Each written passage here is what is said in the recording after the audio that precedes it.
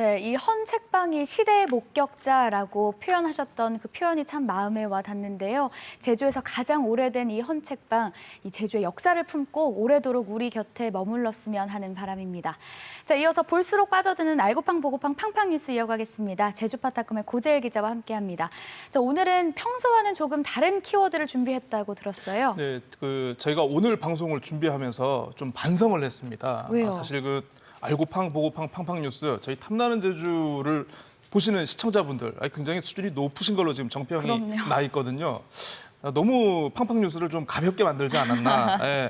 재밌게 남대로 하시려다 반성을 보니까. 하면서 오늘 팡팡 뉴스는 조금 그분들의 수준에 맞춰서 좀 동양 철학을 한번 입혀봤습니다. 지난 한 주 동안 제주 사회의 각종 뉴스를 지켜봤던 도민들의 마음을 이른바 맹자의 사단, 네. 사단과 관련해가지고 각각 연결시키면서 한번 뉴스를 좀 소개해드리려고 하는데요. 먼저 수호지심 골라봤습니다. 네, 수호지심은 약간 부끄러움을 아는 마음 이 정도로 표현하면 될까요? 공부를 열심히 하셨군요. 네, 그렇습니다. 바로 들어가겠습니다. 월요일에 김태엽 서귀포시장 예정자 인사청문회가 있었습니다. 음주운전 논란이라든가 가족들의 취업 특혜, 그리고 부동산 편법 투기와 탈세 등 각종 의혹 제기에도 불구하고 예정자 본인 아는 바 없다, 무관하다 이렇게 답을 하면서 방송을 지켜보는 청문회를 지켜보는 시청자는 물론 인사청문위원들의 좀 불편한 심기를 샀는데요. 그래서 결국 부적격 판정을 받았습니다만 결국 임명을 했습니다. 네. 도민들을 더욱 화나게 만든 거 다음 날 있었던 일인데요. 모든 일간지의 편집과 방송 뉴스가 끝난 밤 10시 이후에 언론의 임명장 수여 계획이 소개가 됐고 공식 업무가 시작되기 이전인 이튿날 오전 10시에 신속하게 처리가 됐습니다. 하지만 부적격 인사 임명이라는 이 입장에 대한 도지사의 의견을 듣기 위해서 바로 기자들이 이제 다가갔는데요. 도지사가 지금 보시는 것처럼 바로 휴가를 떠나버리는 그런 무책임한 상황이 연출이 됐습니다. 네, 이와 관련해서 방금 그 영상에서 보신 것처럼 기자 질문을 끝끝내 피하면서 도청을 거의 도망치듯이 그렇죠. 빠져나가는 영상이 SNS에서 큰 관심을 받았는데요. 원지사의 이번 임명이 인사청문회의 의미를 퇴색시켰다는 비판은 조금 피하기 어려울 것 같습니다. 네. 듣다 보니까 첫 번째 키워드와 어울리는 뉴스가 하나가 생각이 났는데 제주판 N번방 사건도 꼽을 수 있을 것 같아요. 그렇습니다. 네, 그렇습니다. 지난해 9월부터 올해 5월까지 10대 피해자 4명을 상대로 성착취물 수백여 개를 제작하고 유포하겠다고 협박해서 성폭행한 혐의로 20대 남성 배모 씨에 대한 재판이 지난달 29일 열렸습니다. 네. 판사가 어린 피해자들에게 씻을 수 없는 정신적 고통을 줬다라면서 배 씨를 다그쳤는데요. 혐의를 인정을 했습니다마는 범행 이유에 대해서 이렇게 얘기를 했다고 합니다. 이성에 대한 열등감 때문에 범행을 저질렀다. 상대적으로 제압하기 쉬운 청소년들을 상대로 했다라고 하면서 이런 얘기들이 알려지면서 도민들 굉장히 분노를 하셨습니다. 네, 청소년이 경계심이 없이 오픈 채팅방 같은 SNS를 이용할 경우에 이런 범죄의 표적이 되기 쉽다고 하는데요. 다시는 이런 일 일어나지 말아야겠습니다. 자, 다음 키워드는요. 남의 불행을 불쌍히 여기는 측은지심이네요. 어떤 내용인가요? 정말 볼수록 대단하시네요. 네, 그렇습니다. 꽃으로도 때리지 말라라는 네. 말이 있습니다. 최근 전국적으로 국민들의 가슴을 아프게 한 뉴스 중에 아동학대 사건 유독 많거든요. 네. 제주에서도 비슷한 사건이 있었습니다. 초등학생 딸을 수차례에 걸쳐서 학대한 어머니가 법원에 나왔습니다마는 엄마를 처벌하지 말아달라라는 딸의 탄원 때문에 실형을 면했다고 합니다. 30대 여성 A 씨 지난 2018년 9월부터 올해 3월까지 모두 5차례에 걸쳐서 딸을 신체적 그리고 정신적으로 학대를 했다라고 하는데요. 학교가 늦고 숙제를 잘 못한다라는 이유로 공책을 찢어서 입속에 구겨 넣고 때리기 했다고 합니다. 심지어는 신고를 받고 출동한 상담사를 폭행하기도 했다라고 하는데요. 피고인은 딸의 탄원도 있지만은 혼자 아이를 키우면서 어떤 우울감 등이 생겨서 범행을 한 것으로 보인다라면서 이런 집행유예 양형 사유를 밝혔습니다. 사실 이 아동학대 사건 소식은 언제 들어도 참 마음이 아픈데요. 네. 또 이와는 반대로 어미 돌고래가 온 국민을 감동시킨 뉴스가 있었어요. 그렇습니다. 말씀하신 돌고래, 온 국민을 감동시킨 뉴스였습니다.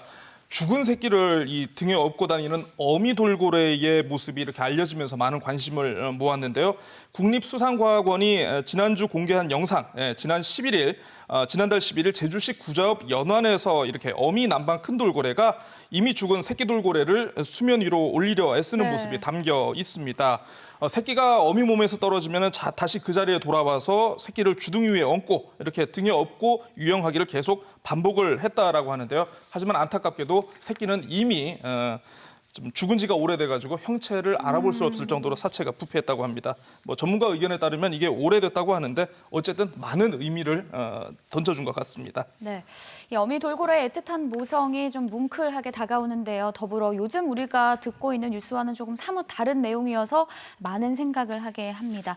자, 다음으로 한번 넘어갈게요. 이번에는 12지심입니다. 네, 12지심 무엇일까요? 실체적 진실을 알고 싶다. 네. 그것이 알고 싶냐? 나도 알고 싶다. 네, 그렇습니다. 변호사 살인 사건, 20년 전 사건이 이게 국민적 관심을 또 얻었는데요. 일단 네. 사건 개요 간략히 말씀드리겠습니다. 지난 1999년 11월에 제주 시내 한 초등학교 인근에서 이 검사 출신 변호사 44살 이모 씨가 차량에서 숨진 채 발견됐습니다. 부검을 해보니까 예리한 흉기에 여러 차례 찔려서 사망한 것으로 확인이 됐는데요.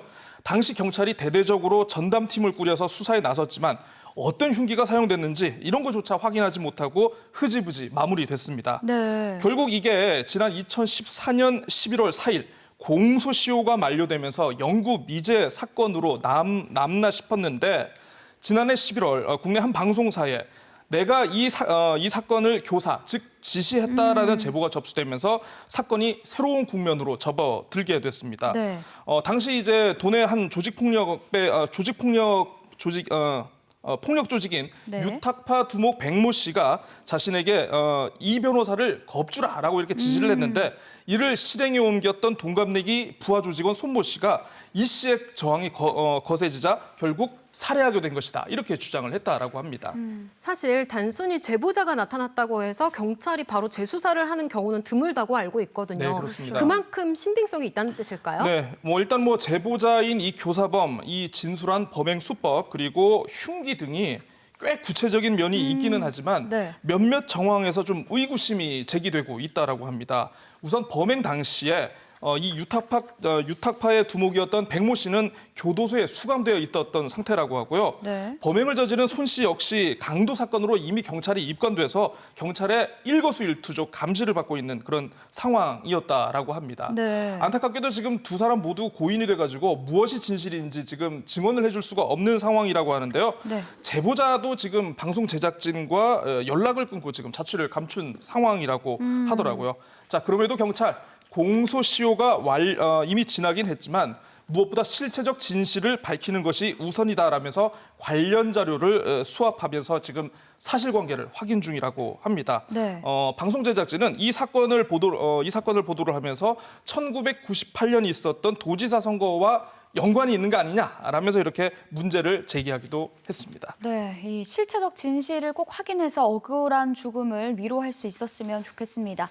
자, 분위기를 바꿔서 이 마지막 사자성어를 한번 볼게요. 훈훈한 소식입니다. 겸손하고 양보를 하는 마음. 사양지심이네요. 네, 사양하겠습니다. 네, 코로나19 여파가 장기화되면서 참 많은 도민들이 힘듭니다. 곳곳에서 이제 생활이 어렵다라는 그런 상황이 이어지고 있는데요. 네. 가뭄의 단비가 내리듯 어려운 이웃을 돕는 기부 행렬이 다행히도 이어지고 있다라고 합니다. 제주은행에서는요, 코로나19로 학업에 어려움을 겪고 있는 학생들을 위해서 긴급 생계비 4,500만 원을 교육청에 전달을 했고요. 네. 그리고 대한적십자사 제주지사도 공부방 만들기 지원 사업비 5천만 원을 기부를 했습니다. 제주도 청원경찰협의회 역시 사회복지공동모금회의에 코로나19 예방을 위해 써달라며 성금 200만 원을 기탁했다고 합니다. 네.